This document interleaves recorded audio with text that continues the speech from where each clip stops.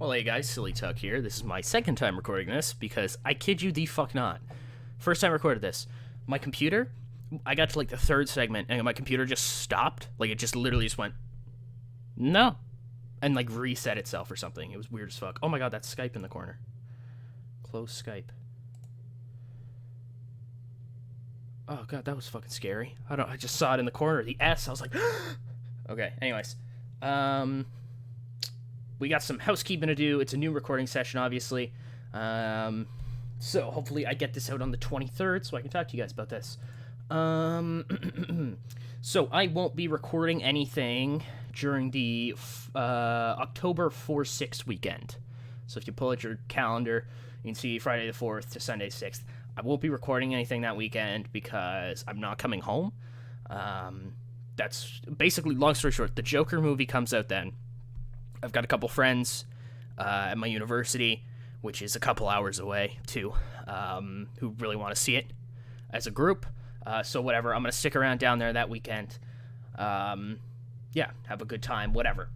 The reason why I'm doing that, and I'm allowing myself to do that, I guess, because I'd just be like, oh, let's just do it on, like, Monday or something like that. The reason why I'm allowing myself to do that is because from the 11th to the 20th of October, it's my reading week. So I miss one weekend of like one technical like 4 days or so of uploading, and then I come back to my home from the 11th to the 20th. Hopefully I should record every single day, and I should probably be able to get something out by the 13th, 14th, kind of resuming regular uploading. And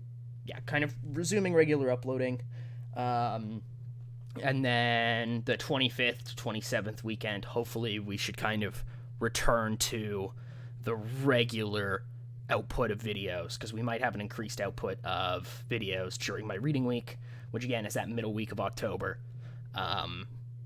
because if it depends on how much I'm working and how kind of like fucked up I get when I'm free to get fucked up. But yeah, aside from that, things are going quite well. I think this new system, I like it a lot, actually. It makes me feel productive, you know what I mean? It makes me feel like I'm always doing something, which is great. Because you kind of need that sometimes in life. You're probably saying, Tucker, shouldn't like being at university for the first time make you productive?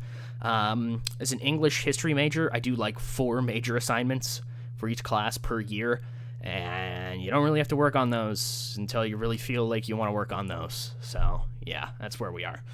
We are currently in the Binghamton Events Center in the tri-state region in New York. Without further ado, let's run the show. So we're going to kick things off with a 91A. It's a promo here by Shane Douglas on behalf of the rest of the Triple Threat about Tosatsuba, Tajiri, and Hayabusa. You know, he gives out about, those Japanese boys, they're fucking around, even though, like, Kimona's Asian, so, you know, like, racism with a question mark. You know. Anyways, Douglas actually kind of introduces a new catchphrase, hopefully, for the Triple Threat in general.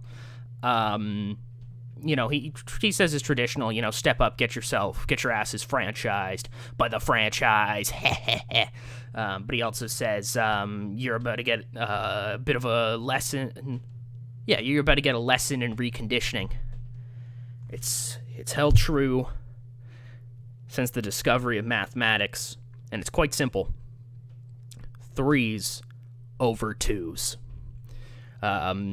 Taking a bit from basketball, the NBA, which I think I've alluded to enough on here that is very much my second love. I mean, it's hard to say what I love more, whether it's wrestling or basketball. They're probably both up there.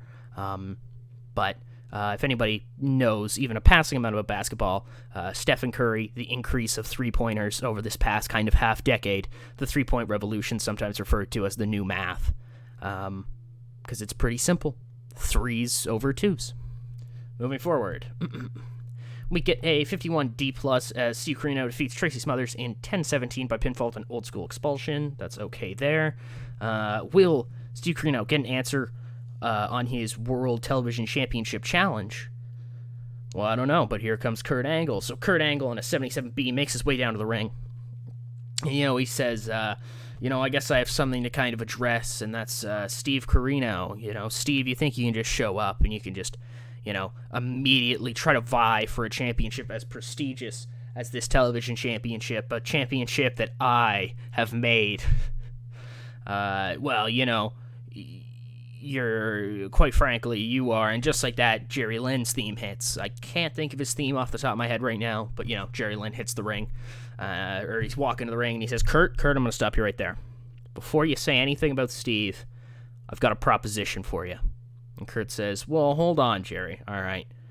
And Jerry says, Kurt, listen, I know me and you don't see eye to eye. I know we've got very different beliefs on our places in wrestling. But I've got something you probably want to listen to. And Kurt says, I can't believe I'm saying it, but I'm listening. And Jerry proceeds to explain to him that he had a conversation with Paul Heyman last week. And Paul Heyman pitched that the two of them team up together. And Kurt's like, whoa, hold on. Team up together. Okay. This is going to sound insane, but knowing who Paul Heyman is, I'm still listening? Jerry says, I knew you would, Kurt, because as much as I disagree with you in a lot of things, I respect the fact that you are a smart man and a great wrestler. At the end of the month, the end of the year, heading into the new millennium, in the main event, Paul Heyman is pitched to me and you, versus Jushin Thunder Liger and Ultimo Dragon. And Kurt's kind of taken aback. He looks obviously, visibly shocked. He's like, whoa, that's a big fucking match. And he says, Jerry, you've got yourself a deal. But Jerry, don't fuck this up. We both beat them in singles matches. All we have to do is work together and, me prevent you from being yourself. And we have easy money, easy victory, and we both got our names a little bit more shine on them. Jerry says, I thought that's how you'd respond, Kurt, and I'm glad to hear it. I'll email you details. Email. 99. The future. Jerry Lynn is learning to show more charisma. Moving forward, we get a segment here where Paul Heyman calls Tommy Dreamer into his office, and he says, Tommy, listen to me, okay? I understand that you're angry about a lot of things right now, and I understand that your wife just had a daughter, which did just happen off-screen. Beulah had birth to a daughter in the safe. Basically, he says, Tom, I can't have you running around beating up people who aren't contracted wrestlers. And Tommy's like, oh, Jesus Christ, you serious? You know he's the fucking... You know Percy's the fucking, ringleader for this guy. You know that he's the reason that it is what it is. Paul says, I'm aware of Percy's control, I guess, over the Abyss creature. It's just, Tom, it looks bad, okay? I can't justify, having meetings with networks or, sponsorships or, hell, even other talents when I have one of my star guys, a dude who I've brought to meetings before, yourself, a poster boy for this company, running around attacking people who are not trained as pro wrestlers. It's not good. It's not good for business. Tommy says, okay, you know what, Paul, you're right. I'm sorry. I apologize. I let my anger get to me. Paul says, no, I know that. I know, Tommy. Obviously, you're in a pretty dark place right now, or else you wouldn't have done something like that. And just like that, I think, not comedy style, but I see just Abyss burst through the fucking door. Rawr! Fucking grabs Tommy Dreamer before he can even fucking react by the neck, throws one arm over, choke slam through, whatever, coffee table Paul Heyman has as, his desk. I really think that, Paul Heyman, really doesn't have an office. It's just, a corner. Maybe it's a taped off, corner. There's, some tape, and he's like, please step into my office. It's like the APA. It's just a doorway. Anyways, Abyss leaves Tommy Dreamer laying, and Heyman is like, oh, fuck, Help. He, like, throws up the X, maybe. He's like, help, somebody, please help. Tommy is hurt. I need a new desk. Who's going to pay for my desk? I don't have any money. We move into a 66C plus as it had a decent wrestling but didn't have much heat. The Suicide Blondes defeated Meanie and Richards in 8:22 when Sexton Hardcastle defeated Stevie Richards by pinfall with a Suicide Pact. That looks pretty damn good, yeah. And after the match, all of a sudden on whatever, like, Titantron type idea we have, like, I don't know what we have at this point, but we definitely have a video screen, okay? Because we're doing I would say by now we're doing better than the real ECW was. Because the real ECW, like, wasn't this exposed until they got to TNN. So, like, we have, like, a video screen of some kind. Maybe it's small, but it's a video screen. We have Chris Jericho come up on the video screen, and he says, Sexton, Christian, I've got something you two might want to see. And they're both like, oh, what the fuck? What the fuck is this? And the shot kind of pans out. And, like, I don't know. You can fill in your own thing here, but, like, in my head, like, Jericho's, like, spray painted... I don't know, the like Suicide Blondes shared like ride vehicle, like a nice car or something like that. He's like busted it up. He's like spray painted like Jericho Hall or Jericho Holics or something like that on it. You know, haha. Just like normal fucking like 2003 babyface Chris Jericho bullshit. Okay. Moving on. This did really go. Holy shit. 85B plus as Mike Awesome looks kind of fucking scary. And we're like, oh yeah, he's kind of fucking scary, isn't he? Weird how you forget about that sometimes. Anyways. This actually did quite well. In a 70C plus, and about that a decent it just says, in a decent match. Sabu defeated Tony Mamaluke in 6:01 by submission with a camel clutch. So yeah, this is a big brawl match. They have great chemistry together, so that's really awesome to see, actually. It's a big brawl, a lot of crazy spots, but Sabu picks up a big victory here over Tony Mamaluke, continuing his momentum as he's beaten another member of the FBI. And 86B plus, we've got a promo here from Taz, as he talks about Sandman. We got him on the video screen. He's got like the towel over his face, and he says, you know, Sandman, you're coming in here, and you're attacking me and other people in what you call unwarranted violence. And maybe you're right. Maybe this place is a bit too tame sometimes, and maybe it does need the occasional bout of bloodshed. But you've stepped to the wrong man. Sandman, I was there when you came into this company. We came in around the same time. We're both from the very, very beginnings. Before the Extreme. And me and you have seen the evolution of this business around this concept. Around Paul Heyman's rally cry. And you've taken it to heart. I remember you before all of this, in the neon. Just like you remember me, a lost beast of a man. Some things never change. I still am that beast. And when you provoke a beast, be prepared to get the horns. But Sandman, unfortunately, I've been thinking about it. You, sir, have done nothing to warrant a shot at this championship. You are not earning a shot at this belt until you prove yourself worthy. You can provoke me. You can attack me. My will is iron.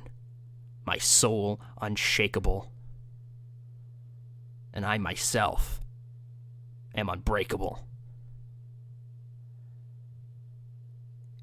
So you can beat me, if you can, and survive if I let you. But you'll never get the chance. And just before our main event here, which involves Rob Van Dam taking on Just Incredible, we've got Mikey Whipwreck who gets on the mic, like he comes to the crowd or something like that, gets on the mic and he says, I'm still not booked. Like, this is absolute fucking bullshit. I've been here forever, and this is how this place fucking repays me. Paul Heyman, you piece of shit. You've heard me on the mic week after week after week, begging, pleading for opportunity, and where is it? Where is it? Guys like fucking Mama Luke get a shot? Guys like fucking Just Incredible get a shot, but not me? I've been around here double the length of some of these guys. People are blips in this company's history compared to me. And I'm being treated like this. I'm not going to stand for it, Paul. You'll have to let me in eventually. Oh man, The Fiend, let me in. No. Yeah, moving forward to our main event. This does quite okay. Anybody that had good wrestling and distraction from the crowd. Rob Van Dam defeated Just Incredible in 18-11 by pinfall with a 5-star frog splash. Always good to see that. Awesome, awesome, awesome. And as we go off air, it's a 100 star. As, oh shit, there's Raven. Raven comes out on the stage with Daphne, and he just stares at RVD. And Rob kind of gets ready to fight him, but of course the numbers advantage. Punk leaps over, he leaps over the top rope behind Rob and hits him kind of like in the back of the head with like a flying, it's like a flying elbow. It's like, imagine like doing like an elbow drop to somebody. Okay, imagine like doing like a clothesline to somebody, but like you've got your elbow kind of out, so you kind of elbow them in the back of the head. He kind of hits them with that, and then Raven starts to approach the ring as Punk lays into RVD, and Raven picks up like a maybe like a 2x4 or something like that, and kind of just pins it against Rob in the corner, and he just says to him, you know, I warned you this wasn't done. I warned you that if you wanted a fight, you would get extinction. And I've brought extinction. Quoth the Raven, nevermore. And Punk fucking like, basically with like RVD kind of pinned in the corner, like, I don't want to say super kick because it's not like a high kick, but like kicks him in the face super kick style, kind of like the Avada Kedavra that Seth Rollins used to do in NXT. In the corner, just fucking kicks him straight in the face, lights out, and Raven and the flock leave. Looking at Rob as he kind of tries to pick up the pieces of what the fuck just happened to him. Boom, 83B plus up in 7. Whoop. Last episode did really well. We actually got, I think, 250,000 viewers. So, like, our ratings are on the up and up. I'm very, very glad about that because, you know, you're just feeling good. That's all. You're just feeling good when all of a sudden the game starts to correlate with the fact that you've been putting on a fire product for a little while now. You know, only like 2 years, I think it is now. So, you know, we're getting to that point. We've got emails. We'll look at them here in a second. What is this? Stevie Richards, I don't give a fuck what you want, Stevie. Like, just dead ass, I don't give a fuck. Like, yeah, this looks like all the normal bullshit that they go on about. We've got our Southeast show in about 3 days, which is fine. I will do that, of course, off screen. You won't miss anything. It's never anything that matters for the canon of the story. Yeah, overall, we're looking pretty fucking good, aren't we? Our popularity, taking a quick look at that, we are up to 78, which is, yeah, double up from what it was the month prior, which was double up, which was double up. So we're really starting to make really big gains here in pop, which, of course, is phenomenal, and it's exactly what you want. Yeah, we're 2 episodes out from our end-of-year spectacular crossing the lines again, as I'm taking to calling it, which is awesome. And then when I pick up the next time and I record, one of the episodes will be our end-of-year special. Our end-of-year kind of look over the rest of the world, looking at the WF, WCW, and even some of these weird smaller companies that have popped up in America. I mean, of course, Omega, but like K-Star, I think, opened up last year. I swear there's some that have opened up this year, right? Headline Wrestling Federation is in Canada. EWW is in England. I really thought something opened this year. Oh, CZW, of course, opened this year. Anything else? CZW, and I think XPW is very recent. Yes, it is. September 99. It's like CZW, XPW, they're all trying to, like, fight for my fan base, which they're all going to lose. Even though they have, like, some of my talent, which is fucking weird. Like, Raven, but then they have, like, Tank Abbott and, like, I don't know, Justice Payne. And then CZW is very similar. They've got, like, Stevie Richards and, like, is that actually it for, like, guys that are on my roster? Pretty much, yeah. Weird. I definitely thought there was a lot more kind of turnover, but I guess it's in XPW where they've got a lot more on my roster. Raven. I had Bam Bam for a while. Like, why the fuck do they have Mabel? Like, that makes no sense for that roster. Like, and probably, like, the third biggest company in America right now, if I was to say so, would be, I think, NWA Wildside? Because it's, oh, maybe not. Maybe it's ECWA, technically. Yeah, it is technically ECWA by the game standard, which I think makes sense, because they've got Kurt Angle and Chris Jericho. So, Kurt Angle, Chris Jericho, Jerry Flynn, who's coming off of his WCW run, Ace Darling, who is definitely a wrestler, Lance Diamond, who is Simon Diamond, Chris Cage, Mike Quackenbush, Charlie Haas, Russ Haas, Prince Nana. Even though I'd probably argue it's Wildside, because they've got, like, Sid Vicious, Lightning Kid, Bam Bam, Brian Knobbs, Mabel, John Tenta, Gladiator. They're basically like that shitty company that just snaps up all the like, top guy dudes, if that makes sense. So, like, all the like, WWE guys, basically. It's just what I'm getting at. But yeah, anyways, thank you all so much for watching. Hope you guys enjoyed. I'll catch you in the next one in just a couple of days, hopefully. This is Silly Tuck, saving the game, and then signing out.